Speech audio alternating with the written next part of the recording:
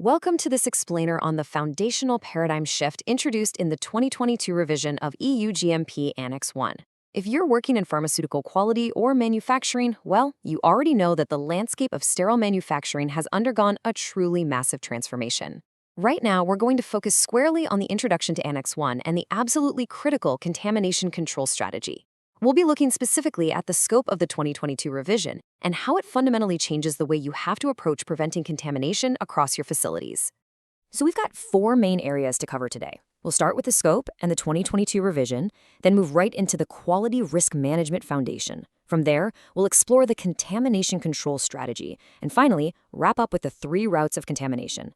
Essentially, we're going to see exactly how those old, isolated compliance checklists have been completely replaced by a holistic, risk-based organizing framework. Right. Section 1, Scope, and the 2022 revision, from Annex to Comprehensive Framework.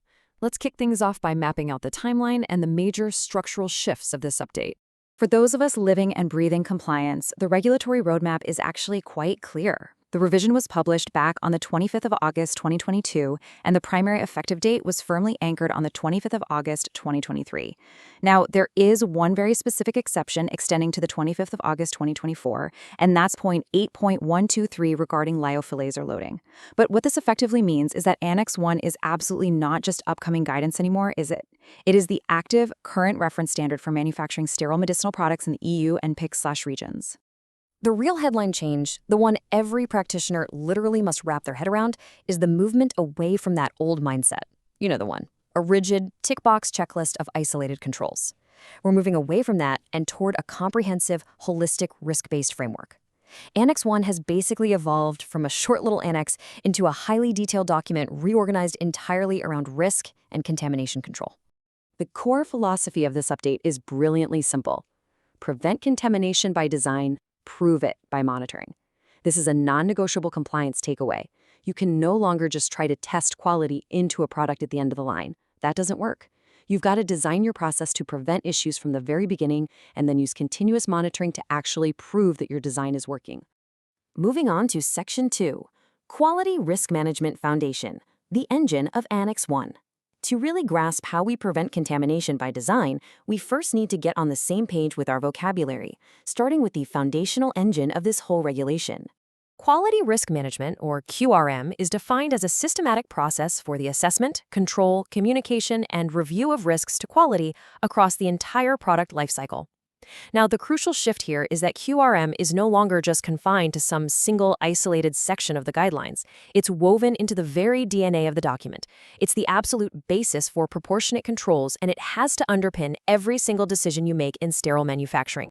Which brings us to Section 3, the Contamination Control Strategy, the organizing framework.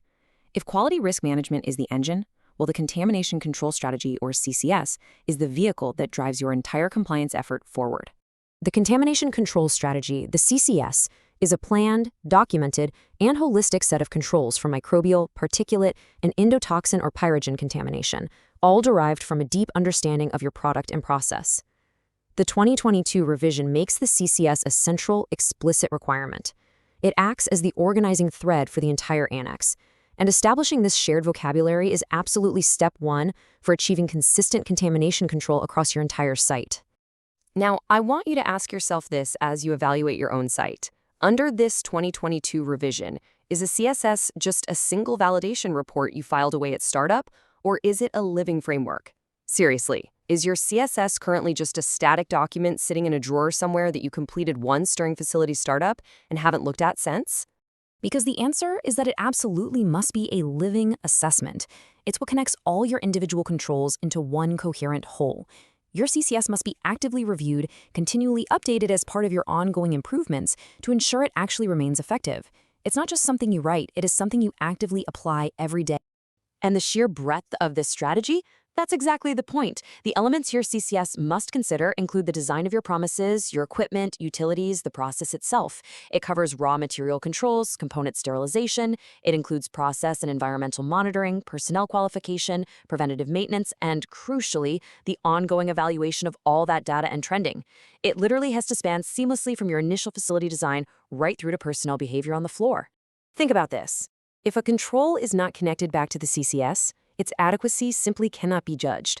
You must map every control back to the strategy. Look, inspectors expect to see the CCS actively applied in the real world.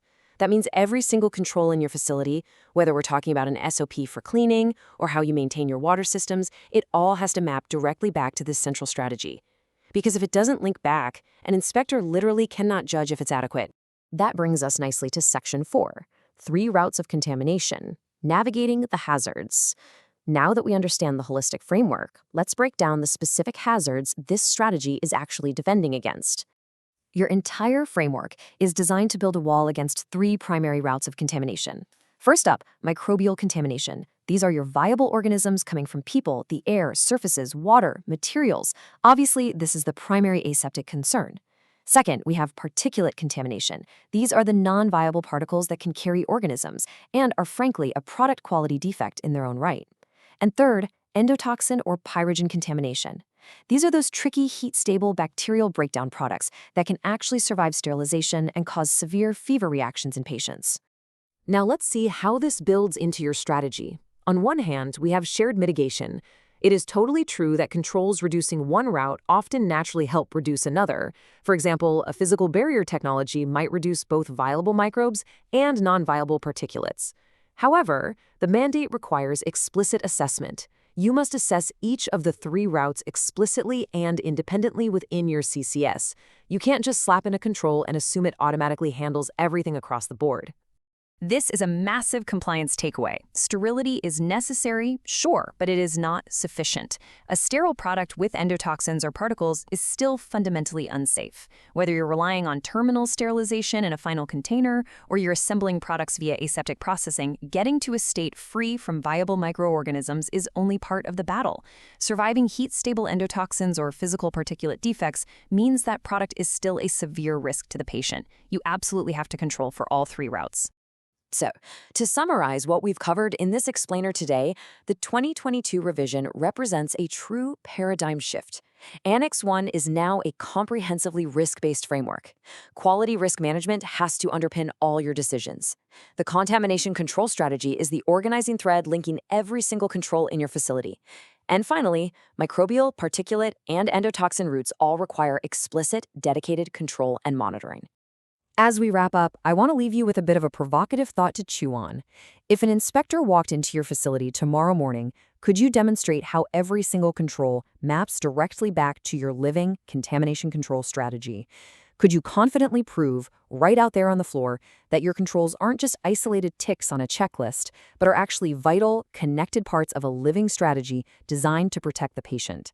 It's a question every single pharmaceutical professional needs to be ready to answer.